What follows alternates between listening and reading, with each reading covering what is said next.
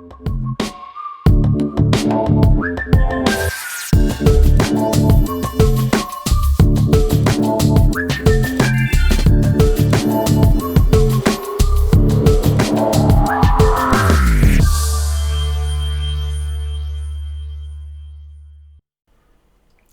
this is Troy Norcross with SER Team and Blockchain Rookies. Today we're going to be speaking with Michael Reed from Serai, all the way from Hong Kong.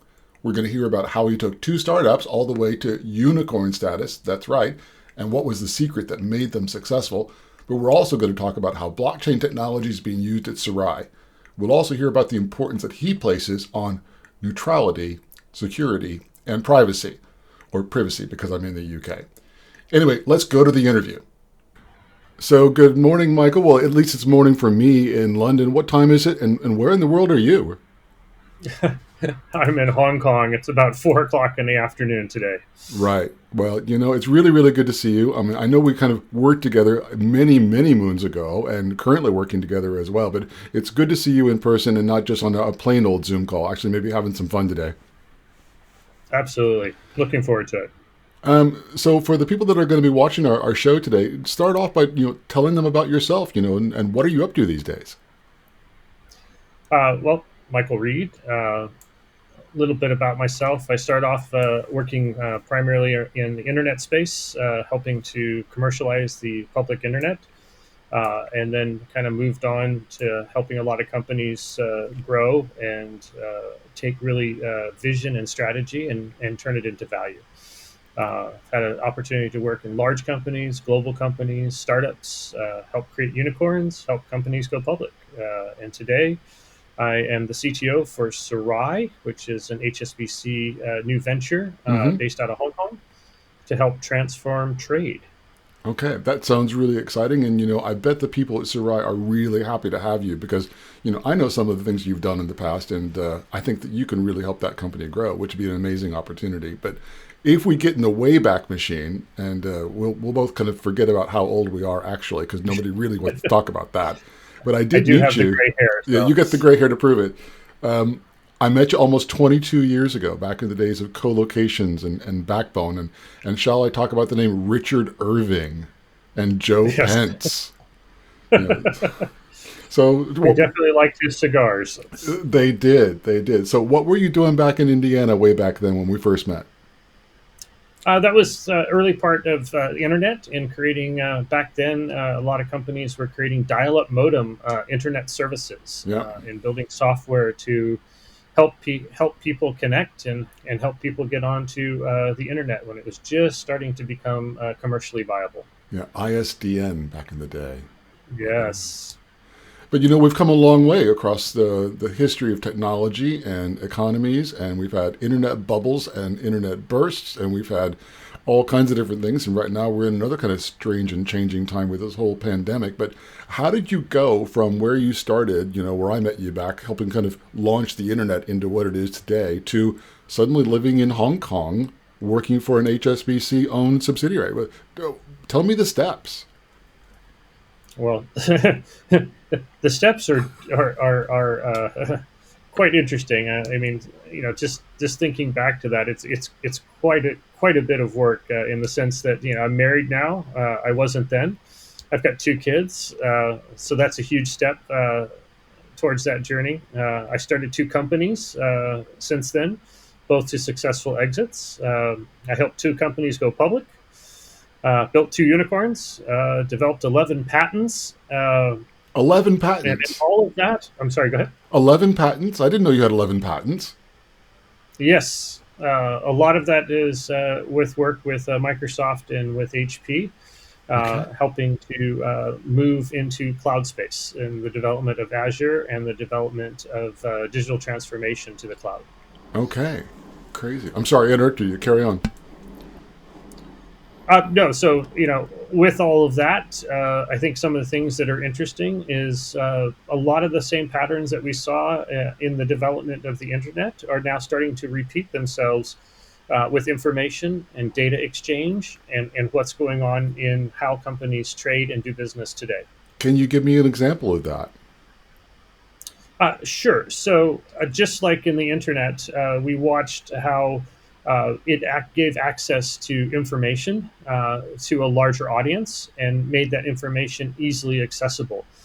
We're starting to see that now where businesses are now being interconnected and looking for how can they get information about each other, Mm-hmm. how can they get information about where business is going and what business is doing and how supply and demand is changing. Right. Okay. That's really interesting. So one of the things that we talked about back in December when I was in Hong Kong, because I was there for a trade show talking about blockchain and online retail, was we looked at the Serai architecture.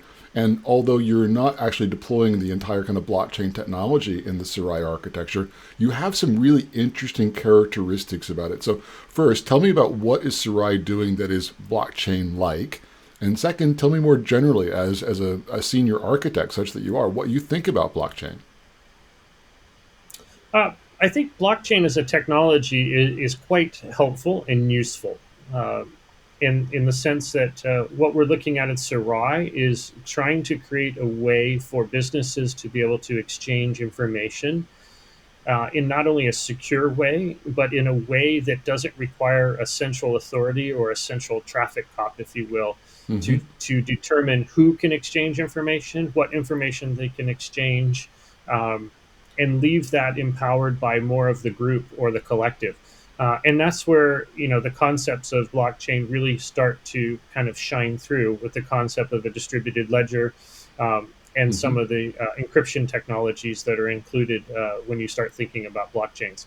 And so that's where we started looking at that technology and how it could be applied maybe in a slightly different way to help us solve that problem of still communicating information between entities in a secure way, but without having a central authority. Where the individual users or people or nodes, if you will, of the network can determine who can exchange information and with whom. Okay. One of the things that we talked about that I found the most interesting, and you thought there was a huge market demand for, was the concept of immutable data tables. Can you say a little about those? Absolutely.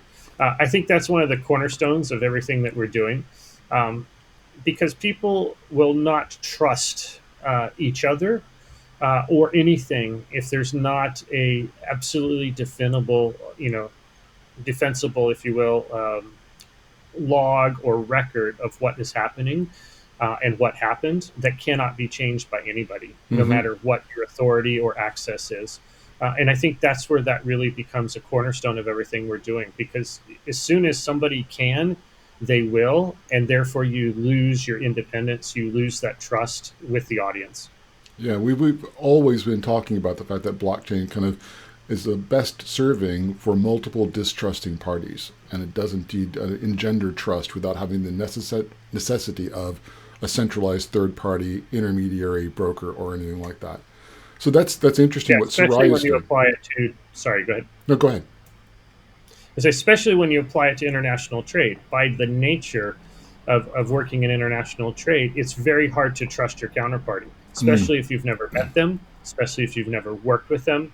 How do you feel confident to exchange data or exchange information with that counterparty in a hmm. way that's absolutely traceable? And that becomes critical for doing business on a global and international scale. Great. So that works really well in kind of distributed ledger technology, which most people, there are lots of debates in the purists and the kind of religion around what is blockchain and what is DLT, public and permissionless and public permissioned. Let's talk about public blockchains. What's your view on protocols like the Bitcoin protocol or like the Ethereum protocol? And where do public blockchains offer something different and still more valuable than distributed ledger or private blockchains?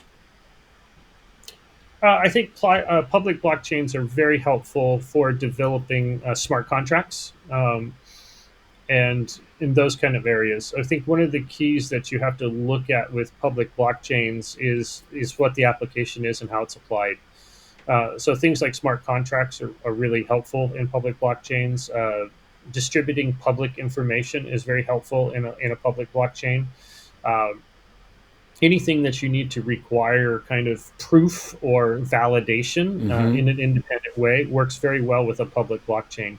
And that's a situation where like private blockchains really wouldn't offer that because there's just not enough proof, if you will, in a private blockchain. You're still relying on the members of the private blockchain to do it versus a larger public blockchain.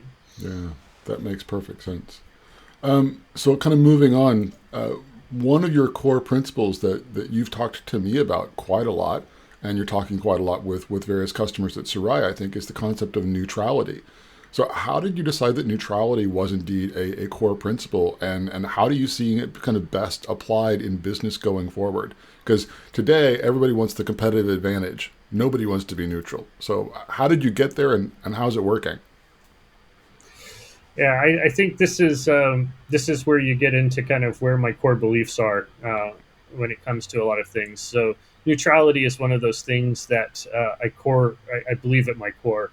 Um, if you really want to do something bigger than yourself or bigger than the company, um, you can't really do that unless you're neutral. Hmm. Most companies start off with trying to make money or trying to do it for themselves. And what we're trying to do at Serai is we're trying to change how global trade is done Hmm. in a very different way. Um, in which case we have to be neutral because we have to let the community, we have to let the trade happen and grow and change in the way that the community wants it to do it. Hmm. We can't be controlling it and we can't judge it. And neutrality, I think, is really a key to that. So, one of the things I did when I started looking at this organization was to lay down what we call our tech principles. Hmm. Um, and a key part of our tech principles is neutrality. We did not want to end up going down the path of Facebook's or LinkedIn or some of these other very public environments and very public networks that have sacrificed neutrality or changed the rules on data privacy, um, and become the traffic cops or have become the judges in the data and in the network. Hmm. We knew if we wanted to fundamentally change business and how business was done, we had to remain neutral and we had to do something that would be adopted by the community, not controlled by any one entity. Even though we're backed by a large bank, we had to make sure that it was independent of that. So it wasn't being controlled by the bank or by the finance, but it was actually part of the community that was controlling it. Right. So now that you've got neutrality kind of established and you're moving forward in that direction, I think one of the other really interesting things is this whole concept of privacy, security, kind of data integrity, and encryption. And you've been dealing with that since the early days, like we were talking, since the start of the internet. You still needed to have some level of encryption and privacy and security. So how is it being used today, and where do you see the future of security and privacy, or privacy, depending on whether I'm in the UK or the US? Yeah, and again, this is kind of you're hitting on kind of the three core beliefs that drive a lot of what I do, how I architect things, how I think about things. So between neutrality, between security and privacy, all of these things are important, and a lot of that stems from seeing how it's been abused and how it's been used over time. Hmm. Um, and how it's been applied. There's been a lot of challenges of that. I worked a lot when the internet started off to look at how to protect students and how to protect schools from information and how to protect youth. That was some of the security issues. And then it moved on later into privacy and how do we help protect people's identity? How do we help protect their information? And that's even becoming more and more critical as we move further and further down the information age, where information is being tracked and everybody is got data about everyone else. Hmm. And I think that's one of the key things that we need to start thinking about going forward is how do we empower companies and individuals to take back control of their data, Mm-hmm. take back the privacy of the data and decide who they want to share it with and when they want to share it with, as opposed to them being controlled by their own data that other people are collecting about them. Right. We collect where people go, what they buy, where they are, location wise, everything about that. And we use that to help control both individuals and companies. And I think it's time we need to start looking at how do we empower those companies and individuals to control where their data goes and who's using it and for what purpose. And I think that's one of the core things that we're looking at as part of building out this new network and this new company, to really start looking at how do companies control in a neutral playing field their information and who they share it with and when they share it with and why they share it with someone. Yeah. So one of my core kind of things that I've been using for years is I help companies to build trust through transparency. And there's a certain amount of transparency that is really, really useful in these environments because people can all see kind of what's going on. Sure, there's some commercially sensitive information that you can't share and you cannot be transparent about everything, but still it's quite a good thing. So interesting to see where security and privacy are going. Do you see any future trends other than just consumers kind of taking more control? I think it's not just more control, but I also think it's starting to look at security as becoming critical and proving that security around that. Okay. We've had a lot of breakdowns in trust as you talk about transparency and trust, but we've watched, through breaches, um, through other methods where it doesn't matter what your contracts are, it doesn't matter what your legalese is or your terms and conditions. This goes back to fundamentally, it's around, do I trust you with my information? Mm-hmm. I think that's going to be a key thing for where this goes. People are getting more and more concerned about it. Companies are getting more and more concerned about it. And what it's hard is, how do I prove that you're doing what you said you were going to do? Mm-hmm. And I think this is where it starts tying these things together that we've been talking about between neutrality, when we've been talking about immutable ledgers, and we've been talking about use of some of the blockchain technology. If you can't prove that I did what I said I was going to do with your data, then it doesn't really count. It doesn't Right. matter what the contractual language is or the legal language is. That's the problem. And this is going to become even more important as we start looking at how trade is affected, especially at the global scale, between companies, between countries, between regions. And we're seeing that a lot with what's going on between China and the US today. Um, and it's really hard to separate between what is being said, what is being enforced through legislation, Mm-hmm. and what is actually happening. Um, when you get down into the details in the companies, what is actually happening? What is the data and information and actual transactions that are really happening, and Mm-hmm. who sees it, and what are they doing with it? And that I think is where it's going to be really important to start looking at how these things come together to really build that transparency, as you said, because we are really in a challenging space right now around trust. There's a Yes. lot of trust that just isn't there, and we need to start looking at how do we build trust and how do we prove that uh, through facts. I think the other side of my transparency discussion is almost always about the implicit versus the explicit value exchange. There are a whole lot of people that kind of sit on the server side or on the enterprise or on the platform side that say, well, of course, everyone knows we're collecting their data, but they're getting a free service, and they think that value exchange is free and it's fine. And I say the average consumer has no idea what you're doing. They have no idea what the value exchange is. And if you're going to build trust, you're going to have to learn to be more explicit about the value exchange. And then to your point, have proof, have evidence that you're doing what you say you're going to do and delivering what you say you're going to deliver. And it's not just the average. I would argue that it's most. Okay, Most most. people, most businesses don't really understand that everything they're doing is being tracked by someone, and they Yeah, don't know what they're doing with that information and who it's being sold to, and what's happening with that information. um, and there's no way to track it right now. And I think that's one of the big things we need to look at how to address if we really want to bring trust back into our global economy. great. So moving away from kind of the tech and leveling back up a bit and looking more at kind of the business side of things, you kind of slipped into the conversation while I wasn't paying attention that you've been part of two unicorns. Is that right? Yes. Well, I've started two companies from scratch, self-funded, and was able to actually sell them for a nice, successful exit. But I also helped two companies go from startup to unicorn status too, and that was a lot of fun, going through raising the funds for that.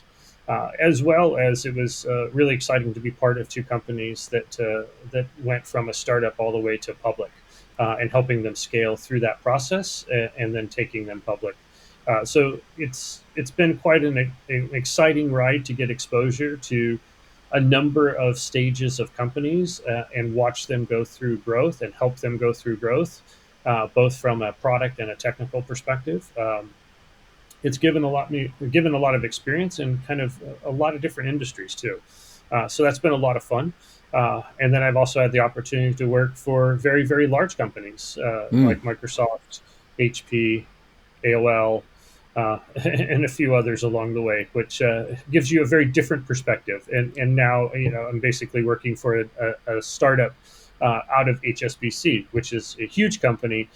So it's kind of a small company being started by a large company. So it's Hmm. a very different model than I've worked in before. So I'm learning a lot of new things about that too, because it's very different than a pure startup that's VC funded or private equity funded, or a large conglomerate. So it's kind of almost a hybrid in its approach. So it's a very different environment. Yeah, of course, you know all too well because you helped me on the consulting for my very, very first startup, Pocket Reach Solutions, and the Pocket Choice product. So way, way back in 2003, 2004.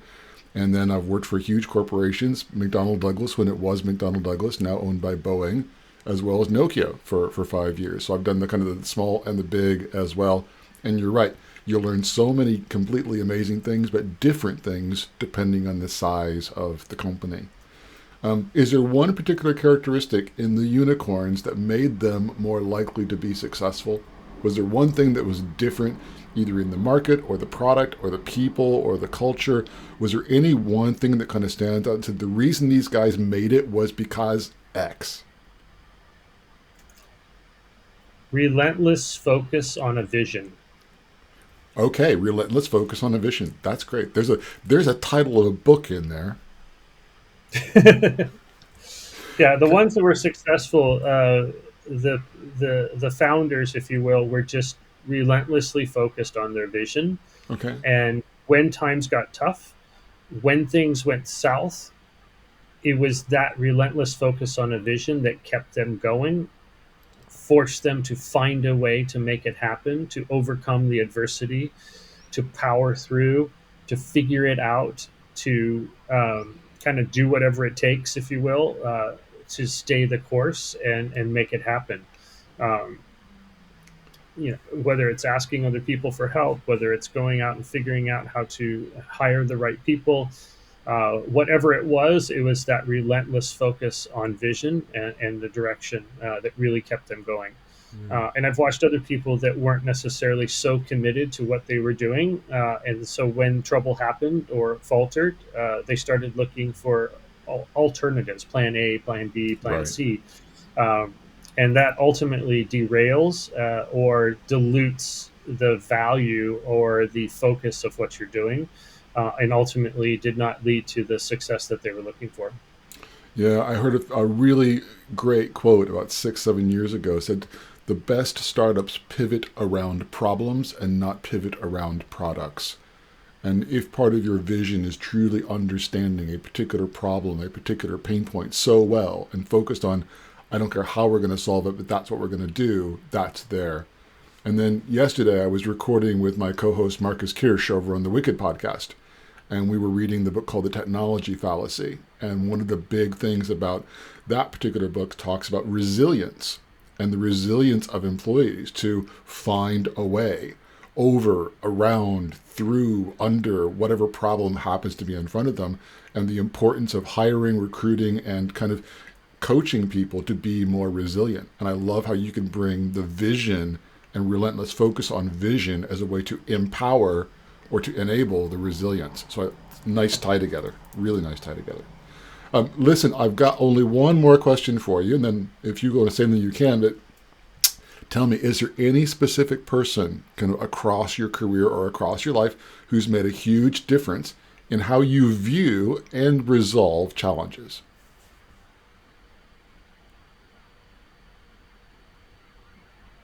This is a hard question because there are so many. And I've had some great mentors in my life. I've got to work with some great people like Larry Ellison, Bill Gates, Steve Jobs, just to name a few. Um, and I would say there's not one person that made a huge difference, but it was the collective experience of a lot of different people um, that has kind of tuned and honed what I believe in and why I believe in it, which helps me stay focused on how I approach challenges, how I resolve things, how I think through things. And a lot of it is, there's a couple jokes you can say, what would so and so do, or how would so and so think? And I think because I have such a large collective of influencers and different people that I've gone through in different companies in gaining that experience, that I draw on that collective stuff to really help Mm. me kind of do that. And there's been a few people that I rely as kind of my anchors, if you will, Hmm. and and mentors over time. And I use collectively across them also. Uh, and I think it's hard to pin it down to one specific person. But it has definitely been a collective of some really, really great people and some really great mentors across my life. Again, I started when I was very young at 14, working professionally, building Hmm. networks all over the US for a company out of Australia called DigiCard, which was one of the first bus networks ever created for the early PCs. So it's been a long journey, and it's been a lot of different experiences, and being around a lot of different people that have really helped kind of influence everything that I do and who I am today. That's great. I know it sounds really cheesy, but people keep saying, eat a varied or a diverse diet, and have a diverse information diet and have a diverse portfolio for your investments. And what I think you said was you've got a really diverse series of people that are mentors, advisors, and directions, in your life that you can call upon, which I think the diversity of those different experiences is hugely valuable. So that's really great. That's the last part of this interview. Anything that you want to say to any of the listeners, any great kind of pearls of wisdom or takeaway remarks that they could use in their daily business and their daily lives? One, just thank you for putting this together. It's been a true pleasure. It was wonderful to reconnect with you after so long, and it was fun to reminisce a little bit about Pocket Reach, and again, sharing that passion around privacy. Um, which we both collectively have shared over the years, and how do we make that better, and how do we help build trust through transparency. And I think that's been a lot of fun. So I really appreciate that. It's hard to think about tidbits or words of wisdom, but I mean, one of the things that I think about is really, am I having meaning, and am I influencing with everyone that I meet in life? Am I having a more positive influence on them versus a Mm. negative influence on them? And I think that's something that's important to me. No matter who they are, no matter who I interact with throughout life, I try to at least have more positive interactions and hopefully make a better, a more positive influence to them than a negative one. And I think if I can continue to focus on that, that probably helps me feel better about what I'm doing and how I interact with the world. That's great. Michael, thank you so much for taking time out of your busy day. I know exactly how busy you are, so I really do appreciate you taking the time. And have a great evening and afternoon in Hong Kong. Thank you very much. Pleasure, Troy. Have a wonderful day. All right, bye now. Hi, this is Troy again. I really hope you enjoyed our time today with Michael Reed from Serai. In the comments below, be sure and list any questions you'd like Michael or myself to be able to answer, and we'll put them in the post or maybe even do a whole new video answering just one of your particular questions. If you'd like to have more of our great content, be sure and click on the subscribe button, and don't forget to click the little bell notification so you'll know when we release another interview with another great technology business leader. Thanks and have a great day.